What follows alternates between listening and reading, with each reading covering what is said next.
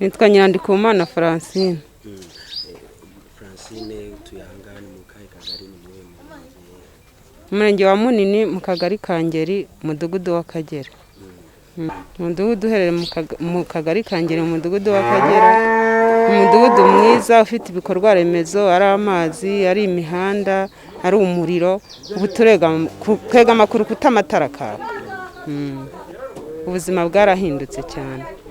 Ntabwo twabonaga amata yo guha abana, twabonaga natwe ngo twiteze imbere tubone n'amafaranga, ariko ubu ngubu nta kibazo rwose, turahinga tukeza kubera ifumbire icyo gihe ntawe twari dufite, kandi n'isuku turayifite muri rusange kuko amazi aratwegere n'imbere y'umuryango.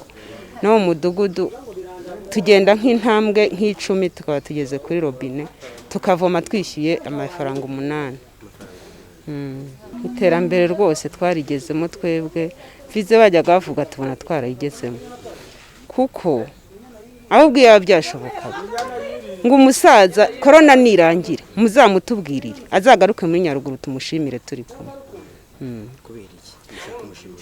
Turamushimira kuko izaduhaye ni byinshi.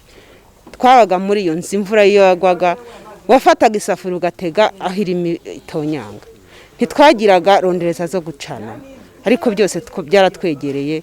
Reba niyi nko ubona uko imeze, ejo bundi niteguye kunywa amata nta kibazo. Iri tungo nta kintu bitazamfasha.